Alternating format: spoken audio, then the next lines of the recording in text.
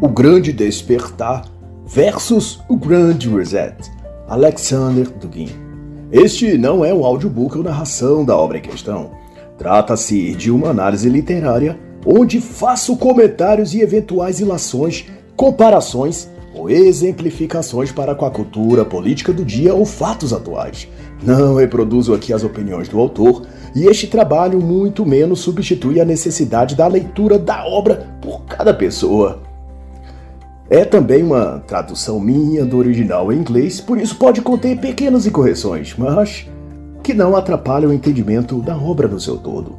O autor é filósofo geopolítico e o mais significativo intelectual russo das últimas décadas. É chamado Profeta da Eurásia e suas ideias fazem atingir o governo de Vladimir Putin, influencia suas decisões e mobiliza milhares de europeus e asiáticos em torno de um projeto global denominado Eurasianismo. O eurasianismo, por conseguinte, é uma estrutura geopolítica histórica, filosófica e religiosa opositora às vicissitudes ocidentais, a saber, os hábitos de cultura, moda e sexualidade, e, por certo, tudo que abrange o malfadado globalismo, bem como a pós-modernidade. Esta curta obra, por sua vez, reflete acerca do projeto globalista anunciado em 2020 sob o nome de Great Reset, ou Grande Reinicialização, apresentado por Klaus Schwab no Fórum Econômico Mundial em Davos. Da perspectiva de Dugin, o que o fundador e globalista Klaus Schwab do Fórum Econômico fez foi proclamar um novo rumo para a humanidade, um plano composto de 5 passos, cujo ao fim se pretende estabelecer um tipo de domínio ou hegemonia de pensamentos e vontades de todas as pessoas no mundo, bem como de um total controle financeiro e econômico, além de político, como é sua pretensão. Esse plano, então, para o estabelecimento da grande reinicialização, consiste nas etapas 1. Capturar a imaginação e a vontade da humanidade. 2. Reinventar a economia a partir de perspectivas ambientais e de sustentabilidade, a economia verde. Número 3. Precificar o carbono, modificar os sistemas de emissão de poluição. Cá para nós, trata em palavras simples de criar um imposto global. Número 4, enaltecer a ciência, colocar a tecnologia no centro de todas as decisões globais por um futuro sustentável. E 5, criar o mundo verde, energia verde, economia circular, ecoturismo, bioeconomia. Mas Dugin denuncia que o termo sustentável usado para exaustivamente relacionar tudo que trata o Grand Reset refere-se a um estratagema do Clube de Roma para a redução populacional, sob o pretexto de superpopulação do planeta, conforme premeditaram a partir da teoria que gerou o livro Os Limites do Crescimento. Inclusive, as obras que trata a questão, promovida pelo Clube de Roma e escrito por Jürgen Ranger, são Limites do Crescimento, lançado no Brasil pela editora Perspectiva em 1978, e 2052, uma previsão global para os próximos 40 anos, lançado em 2012, mas sem tradução ainda para o português. No tocante ao ano 2022, a tese de ambos os livros é de que o planeta teria atingido um ponto crítico e que, sem medidas de redução populacional, o mundo entrará em declínio e extinção. E é sob esse pretexto que a grande reinicialização toma curso, preparando discretamente um plano e projeto global para alterar as estruturas do mundo. E como tudo que a elite financeira promove, a população comum, o gado, a manada, o rebanho ou massa, como somos tratados e chamados por eles, seremos sempre os perdedores. A parte sacrificada no processo de construir um mundinho perfeito para ser o George Soros, Bill Gates e outros viverem e reinarem soberbamente. Repare que tudo está já em curso, e é para isso que Dugin chama nossa atenção ao comentar que o plano 1 do Grande Reset, de capturar a imaginação e a vontade das pessoas, já está ocorrendo. Para o professor Dugin, a tal cultura do cancelamento trata exatamente desse processo, o de controlar a consciência pública em escala global. É a introdução da censura nas redes sociais, controladas por eles, os globalistas. Para usar as próprias palavras de Dugin, outro ponto também já posto em prática, segundo o autor, é o de número 2, a reinicialização da economia sob auspícios ambientalistas. Isso tem a ver com a desindustrialização forçada dos países capitalistas, a fim de solapar suas estruturas econômicas, e daí transitar todos os países ou economia global para uma economia ecológica, ou verde, ou ainda sustentável, como vivem dizendo. Nesse ponto faço eu um comentário por minha conta e risco, relacionando toda essa questão a um fato concreto aqui do Brasil. Observe, o amigo leitor, como é grande o esforço de alguns players globais a fim de impedir que o Brasil se desenvolva, o que de certo também ocorre com outros países de potencial de crescimento econômico. Repare que no caso do Brasil, há um cerco globalista para impedir que áreas da Amazônia sejam trabalhadas para gerar ativo econômico para a região e para o país como um todo. Esforça-se para manter o Brasil num papel passivo e secundário, o de fornecer agricultura, carne e verdura, mas não a de produzir industrialmente ao nível de ser independente, seja na própria agricultura, na agropecuária ou em o que for. Há um limite imposto para o país, e cada vez que esse lugar pré-determinado é questionado, uma artilharia midiática é disparada contra o abusado que ousou querer que o Brasil cresça. Vede quantos ministros na gestão Bolsonaro já caíram, e o próprio presidente é diuturnamente sabotado pelas forças globalistas que controlam desde o legislativo ao judiciário brasileiro. Fácil observar isso também no ocorrido fato de fevereiro de 2022, enquanto se dava a guerra russa contra a Ucrânia, em que sanções internacionais anunciavam uma possível queda na exportação de fertilizantes da Rússia para o Brasil. Logo veio à tona que, mesmo sendo autossuficiente em potássio e outros derivados que necessita a agricultura nacional, simplesmente o Brasil tem de comprar de fora algo que tem em abundância, porque a legislação engessou que se possa extrair esse e outros minerais ao demarcar terras indígenas e, estrategicamente, criar juridicamente 1000 empecilhos para que qualquer direção do país para seu crescimento econômico não aconteça. E o jogo é assim, cada peça no tabuleiro já está devidamente assinalado. Qualquer tentativa de mudança na posição é punido pelos que controlam o jogo. E no caso do Brasil e outros, talvez não possam sair da condição de cavalo, ou quem sabe, de peão. O máximo lhe permitido é mover-se em L, de limitado, como o cavalo no xadrez, ou uma casa por vez, bem lento e devagar, no caso do peão. Seja como for, ele é cerceado, restringido, controlado. E não é assim também para os outros. A Índia, por exemplo, em janeiro de 2021, teve um acidente em sua fábrica do Instituto Serum, que produzia a vacina contra a Covid-19 do tipo AstraZeneca e Oxford, que pegou fogo matando 5 pessoas e causando graves prejuízos materiais e financeiros. E sempre será assim. Toda vez que um peão avançar mais de uma casa, receberá a devida sanção. Mas deixo claro que essa é uma interpretação e ilação minha, nada tendo a ver com o que Dugin falaria a esse respeito, e sendo isso apenas um parênteses meu na análise da obra. E de volta então às questões que o autor trata, é dito por ele que no 4º ponto ou plano de ação do Fórum Econômico para o Mundo está a exaltação e consolidação da ciência materialista como fundamento de tudo. E essa pretensão está posta no Grand Reset e em plena arquitetação. Essa iniciativa perspassa o tema do transhumanismo e na denúncia do professor Dugin se chama no contexto do Fórum Econômico de 4ª ordem econômica, que em termos simples significa a substituição gradual da força de trabalho humana por ciborgues, robôs e inteligência artificial. E isso tende a um nível global, a fim de escravizar as massas e subjugá-las à vigilância, extermínio e dominação total. Há lugares onde robôs em forma de cães são testados para vigiar fronteiras e fazer buscas em cavernas, mata, becos e locais de difícil acesso. Alguém aí imagina, para que algo assim será utilizado? Jeff Bezos da Amazon é o mais entusiasmado nesse fronte, investe milhões em inteligência artificial e robótica avançada. Suas empresas são já um campo de teste, onde muito do que era feito por humanos são agora executados por mecanismos tecnológicos de última geração, e junto com outros demônios, ele trabalha para desenvolver nanotecnologia para ser inseridas dentro do corpo humano, mas sempre alegando que visa apenas o bem da humanidade.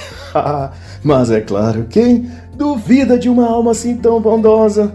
É compreensível que, em vez de investir em saneamento básico, captação de água potável, poços artesanais, métodos de irrigação e plantio, escolas, etc., em lugares muito pobres como a África, por exemplo, é bem mais útil para todos que ele gaste milhões de dólares fazendo robozinhos para morar dentro do cérebro ou do corpo das pessoas. E da perspectiva de Dugin quanto à grande reinicialização, ele pontua que essa feita do Fórum Econômico e do Clube de Roma se dá devido a que o processo de globalização tinha sido um tanto freado por forças internacionais opostas, tal como a ascensão do poder islâmico, a crescente multipolar, destaque para a China e Rússia, e também o ex-presidente Trump, que é um forte opositor antiglobalista. E tanto que, de acordo com Dugin, a elite financeira global não se omitiu logo em apoiar Biden e os democratas nos Estados Unidos. No dizer de Dugin, a grande reinicialização começa com a vitória de Biden. Para o autor, os tais líderes globais e chefes de grandes corporações, as Big Techs, Big Pharma e elite financeira, se uniram e se mobilizaram para derrotar Trump, Putin, Xi Jinping e outros. E usando a premissa de capturar a imaginação, introduziram a censura na internet, a manipulação do voto por correio, etc. E de então derrubaram o primeiro desses alvos, Donald Trump. Restam os outros. A chegada de Biden à Casa Branca, escreve Dugin, significa que os globalistas estão avançando para os próximos passos, e isso afetará todas as áreas da vida, ao nível de um controle mental total e da introdução de tecnologias que dominem completamente as pessoas. Para Alexander Dugin, os decretos que Biden já assinou anulando praticamente todas as decisões de Trump demonstra que o plano de grande reinicialização já está em ação. Em seu discurso sobre o novo rumo da política externa, expressa ainda o autor, Biden reafirmou as principais diretrizes da política globalista: colocar os interesses globais à frente dos interesses nacionais, fortalecer as estruturas do governo mundial e sua estrutura econômica, fortalecer o bloco da OTAN e aprofundar a democracia em escala global.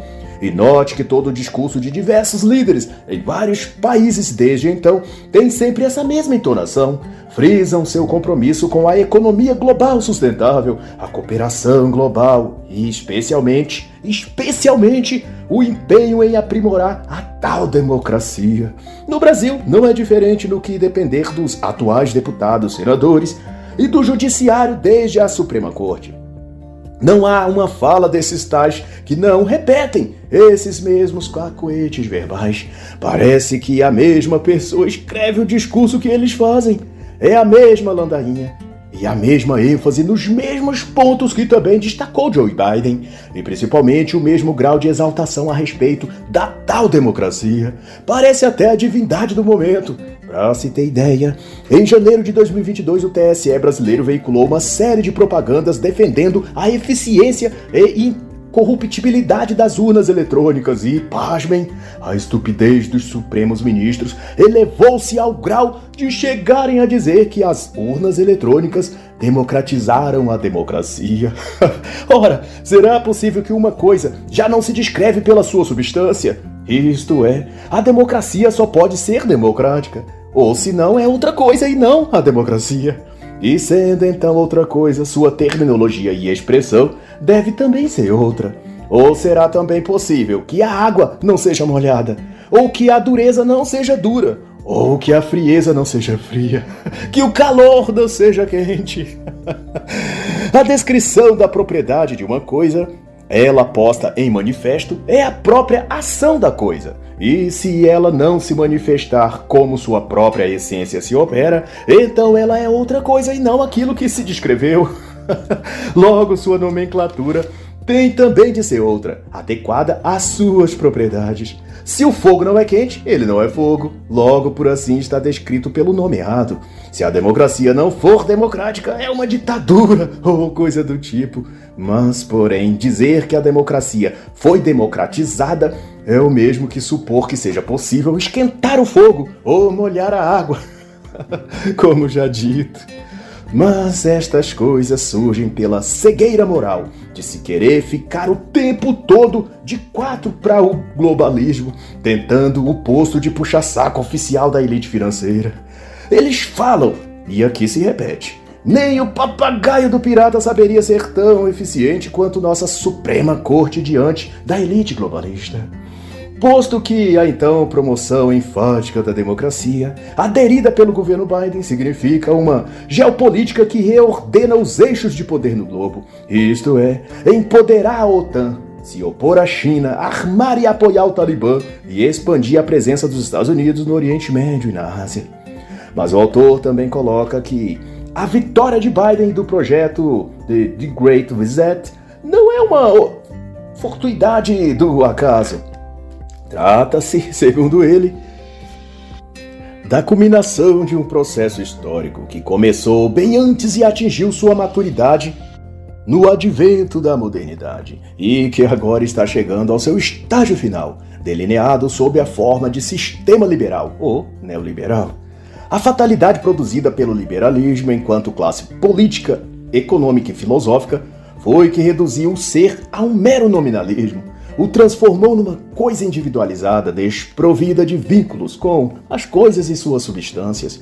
Ele perderia então o contato com o sagrado, com o senso real comunitário e com seu próprio senso de pertencimento no universo e na própria ordem das coisas. Daí foi configurando uma mentalidade dita moderna, que na prática enlaça o ser humano no utilitarismo, no relativismo e no individualismo, além, claro, do afamado pragmatismo. Essa postura intelectual também penetrou na conduta religiosa e na percepção espiritual no seu todo. Seu reflexo mais visível, de acordo ao autor, é visto e sentido na vertente doravante denominada protestantismo. Segundo Dugin, a identidade da igreja, tal como entendida pelo catolicismo, foi substituída pela mentalidade de que a escritura podia e deveria também ser individualizada quanto à sua interpretação e vivência. Daí, tudo devia ter uma conotação pessoal, individualizada e personalizada, ou senão, seria descartada.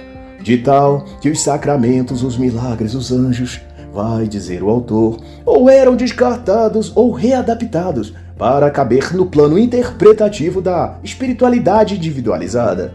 O critério era mais racional do que espiritual. O corpo místico de Cristo, idealizado como igreja, conceitua também o autor, foi destruído teologicamente e recomposto para se tornar apenas um prédio ou local mais parecido a um clube recreativo, onde pessoas se reúnem a fim de sentir algo personalizado de Deus para eles, individualmente, ao tempo que cada um recebe uma revelação pessoal de acordo com como cada um interpreta seu texto bíblico preferido. E nesse contexto, o indivíduo mais aprovado por Deus é aquele que mais recebe revelações.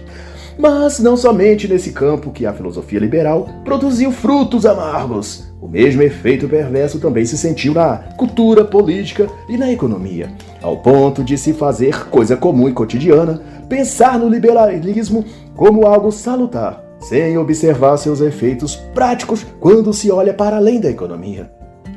O que denota que o pensamento ocidental médio já se encontra inteiramente imerso no individualismo, advindo da ideologia neoliberal. Não se enxerga outro modo de ser, ou de se entender a vida e as relações econômicas ou sociais, ou se pende para o comunismo ou para o liberalismo. Assim só se vê dois polos, dois lados, duas versões da realidade apenas. Socialistas, social-democratas e comunistas de um lado, também pondera o autor, e os neoliberais de outro. Todos se exibem a convocar a humanidade para seu lado do jogo e ofertam cada um o projeto de um mundo novo. Todavia, ambos espectros da escala agem e atuam sob uma cosmovisão modernista e ocidental. De sorte que quaisquer desses modelos ideológicos delineiam um aspecto diferente de uma mesma coisa, no caso, o globalismo. E do pós-modernismo, eis que surge o pós-humanismo, que figurativamente tem sido chamado de transhumanismo. E essa substituição dos humanos por máquinas e cérebros artificiais tanto tem a ver com o endeusamento da ciência, quanto ao ódio ao humano e à pretensão de extingui-lo. O que retorna ao Clube de Roma em suas premissas de limites do crescimento, colapso populacional e outras mentiras, que não obstante se aliam ao ambientalismo e às mudanças climáticas, também outra mentira.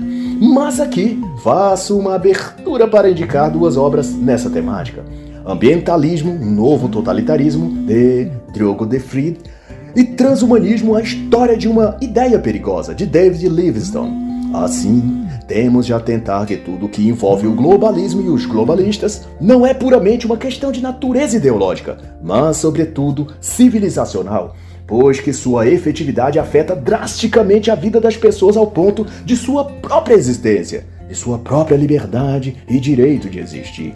Da ótica e visão do autor, inegável para qualquer pessoa com bom senso, a pós-humanidade, o transhumanismo, representa, sem meios termos, a transformação final dos humanos em ratos de laboratório para experiências biotecnológicas dos globalistas. Nesse sentido, é observado pelo autor que a grande reinicialização não é senão a demarcação do início da última batalha, as maravilhas da engenharia genética, as possibilidades de curas para doenças degenerativas ou a possibilidade da imortalidade. Tudo isso, o que anuncia a tecnologia e ciência modernas, nada disso é para nós, os cidadãos comuns. Nada do que vem a beneficiar o ser humano nesse sentido será compartilhado com as massas. Se fosse assim, os gênios da ciência usariam toda a tecnologia que desenvolvem para resolver a questão da fome e escassez hídrica em países como Somália, Congo. Ao invés disso, falam em reduzir a população global, em extinguir a raça humana. E os humanos pobres serão os primeiros da fila, é claro. Você já pegou sua senha por falar nisso? Então, é só aguardar aí sua vez de ser exterminado. E Dugin ressalta ainda que o tal progresso, que o liberalismo tanto anuncia e faz propaganda na voz de políticos e da mídia, não passa de uma imersão voluntária e satisfeita ao que há de mais opressivo no globalismo, suas normas de mercado financeiro, sua transformação tecnocrática da sociedade, sua exaltação da bandeira dos direitos humanos como álibi para impor agendas de gênero, censura digital, etc.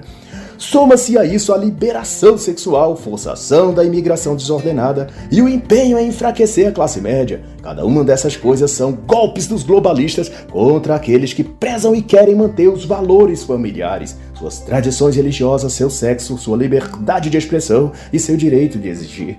E o professor Dugin bem lembra a expressão de Hillary Clinton ao enfrentar em 2016 o candidato Donald Trump nas eleições presidenciais americanas. Ela, candidata globalista, afirmou que os apoiadores de Trump eram seres deploráveis. E para Dugin, essa fala representa em número, gênero e grau o que pensam os globalistas de nós, como essa elite tecnocrata global nos vê. Para eles, somos criaturas deploráveis, e não por menos eles concebem planos como faz o Clube de Roma para resetar a humanidade, excluir os deploráveis e apagar do HD do novo mundo que estão a criar nossa existência e nossa presença, assim como o programador apaga dos arquivos e memória do computador um conteúdo que considera inútil. E isso é o que pensam de nós, coisas desnecessárias ocupando espaço no mundo. O hoje é globalista, o amanhã é pós-humanista. Então só restou aos homens de bem e de honra lutar, desejar e abraçar o bom e velho ontem. É o que vai inferir Alexander Dugin. E para Dugin, Trump fez exatamente isso. Combateu os globalistas rejeitando o admirável mundo novo de Klaus Schwab, Clube de Roma, Gates, Soros. E foi por isso que Trump foi sabotado nas eleições. Os globalistas usaram de tudo. Revoltas populares, tumultos, plantando falsas narrativas como tramas secretas entre Trump e o governo russo e, por fim, fraudando as próprias eleições com cédulas falsas e métodos de contagem de votos manipulados. Trump era um símbolo de oposição à globalização liberal, afirma Dugin. E a guerra daqui para frente, como fala também ele, é romper o feitiço que a elite globalista lançou sobre a sociedade ocidental. que algema as pessoas a jargões linguísticos e ideológicos, fazendo-as crer que o apoio a Trump ou ao conservadorismo, ou mesmo querer preservar valores familiares e a fé religiosa, tudo isso são crimes, ou discurso de ódio, fascismo, retrocesso. A nossa batalha é não se deixar ser definidos por aquilo que a elite globalista diz sobre nós. E é desse ponto então que o autor apresenta sua tese de oposição ao esquema globalista, o grande despertar, que ele nomeia também de um grito na noite. O grande despertar, no dizer de Dugin, é o antídoto ao Great Reset. O grande despertar foi lançado como slogan primeira vez por Alex Jones, no seu canal de TV alternativo Infowars, que depois foi censurado pelos globalistas. A grande reinicialização, por certo, expressa o plano das elites de estabelecer uma ditadura global, repressão em larga escala e campanhas de desinformação. Todavia, contra isso surge o grande despertar, que se trata de uma reação de resistência espontânea das massas e até intuitivo, sem se apossar de um cabedal filosófico profundo, nada disso. Trata-se apenas de pessoas comuns que, de repente, perceberam que são como gado sendo levados ao matadouro. O grande despertar é a ação de consciência tomada a partir de cada pessoa em particular, onde cada uma está e onde vive. Quando recusam seguir para esse abatedouro que os globalistas prepararam em forma de censura digital, políticas de gênero, aborto, LGBTQ, dissolução da família, quando o indivíduo passa a enxergar que no plano geral, tudo isso são meios de destruir a vida como a conhecemos, em função de criar um mundo novo, mais confuso, sombrio e sem Deus ou família, quando se apercebe da grande merda que é isso, usando termos meus, então esse indivíduo se torna ele a resistência, independente dele estar vinculado a qualquer grupo, religião ou que seja. Ele é a resistência, ele é a chance que o mundo ainda tem. Alexander Dugin traz a citação do próprio Alex Jones ao encerrar cada episódio do seu programa. Ele dizia: você é a resistência. Isto é, cada um que escuta sobre isso e sente que o globalismo oferecido por Soros, Gates e a elite do Vale do Silício é danoso para as pessoas em geral, então a partir dali aquele indivíduo faz parte da resistência.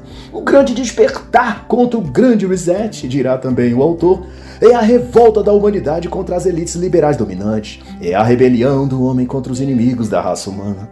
Mas o autor reconhece e alerta de que ainda falta ao movimento do grande despertar um horizonte ideológico que embase suas iniciativas em forma de métodos, estratégias e alcance efetivo.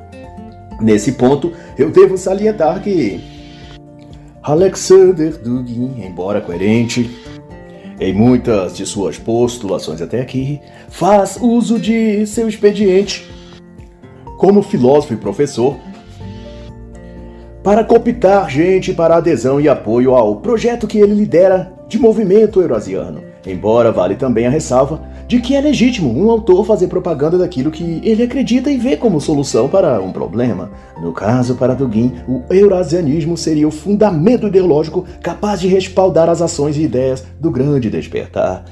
E para os que ainda não sabem, a luta do movimento eurasiano contra os efeitos da modernidade, LGBTQ, Black Lives Matter e as tendências feministas, como o próprio Dugin acusa, prevê como a solução para acabar com o capitalismo, implantar também uma forma de vida social coletiva, estabelecer a religião ortodoxa e idolatrar a Rússia e seu czar mundial, como se Moscou fosse a nova Jerusalém e Putin o novo Messias.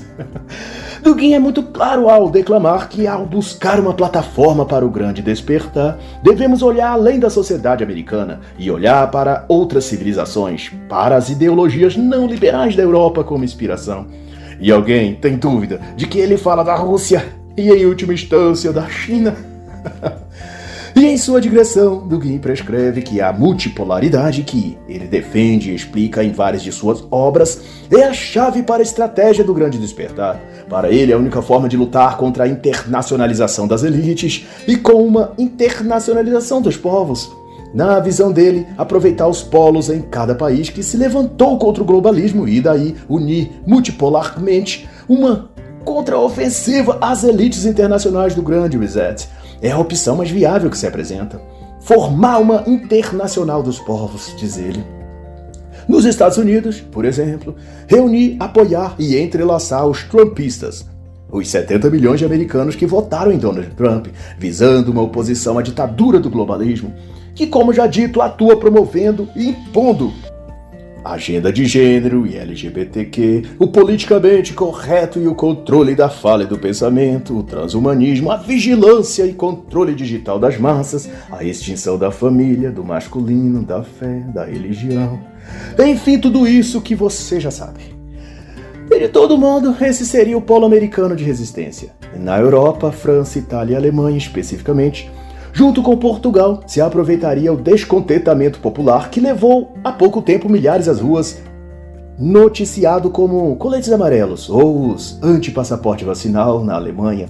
Essas massas de gente comum possuem confluência a consciência de que uma elite internacional globalista está impondo um regime totalitário que, ao fim, não deixará aos europeus nenhum direito ou liberdade. E nesses casos, havendo a consciência de seus próprios governantes, no caso de Biden nos Estados Unidos ou de Macron na França, ambos agentes ou marionetes dos próprios globalistas. A China, referindo-se à Ásia, seria também um polo multipolar de resistência ao avanço globalista. Da mesma forma, o mundo islâmico seria um polo no Oriente Médio, também opondo-se às elites globais do Grande Reset. E assim, em cada lugar estratégico, pessoas ou governos podem se unir numa plataforma internacional de oposição ao globalismo. Estes são a resistência global. E nisso tudo, Dugin vai posicionar a Rússia no centro e vanguarda do movimento de oposição ao Grande Reset. A missão da Rússia é liderar a oposição aos globalistas. Ela é a mais importante polo do Grande Despertar. Se somarmos o trumpismo norte-americano, o populismo europeu, a China e o mundo islâmico, a grande Rússia à frente, diz Dugin, as poderosas elites liberais do Great Reset perderão essa guerra. De acordo com ele, grande parte do poder dos globalistas não se fundamentam em algo real e concreto, mas na ilusão e hipnose com que seduziram as massas ocidentais para fazê-las acreditar que o modelo de vida oferecido pelas redes sociais, TV, programas multiculturais e entretenimentos, tudo isso consiste numa vida plena e feliz. O grande despertar significa também romper essa camada de ilusão e permitir que as pessoas enxerguem que estão, na verdade, encarcerados numa prisão mental, em que o que chamam de entretenimento e diversão são, na realidade, algemas que as prendem no vício, na miséria moral e material, e no fim só as levam ao fundo do poço. E uma vez tendo descido lá, nada além do vazio existencial será a sua companhia. E por incrível que pareça, os mesmos que introduziram os vícios e camadas de ilusão que seduziu as pessoas e as fizeram descer ao fundo obscuro do poço existencial, são esses mesmos que se sentarão em poltronas de couro nas reuniões do Fórum Econômico e dirão que a humanidade é um vírus parasita e deplorável, como disse a senhora Hillary Clinton, e decidirão resetar o mundo para extinguir os humanos fracassados, viciados e improdutivos. Mas a hipocrisia é que foram esses mesmos bastiões do Great Reset que fracassou, viciou e faliu os seres humanos, que agora eles olham com nojinho estúpido, chamando de parasitas. Esse Klaus Schwab, sua turminha, merece, como dizem por aí, uma surra de gato morto, até o gato ressuscitar e miar. No geral, estou ao lado do autor quando ele diz, já no apêndice, que o grande despertar é a descoberta por cada indivíduo do que está por trás da máscara de bons moços dos agentes globalistas. O que são de fato psicopatas, terroristas, maníacos por poder e dotados de uma natureza demoníaca. E assim encerra a análise da obra O Grande Despertar versus O Grande Reset, de Alexander Dugin.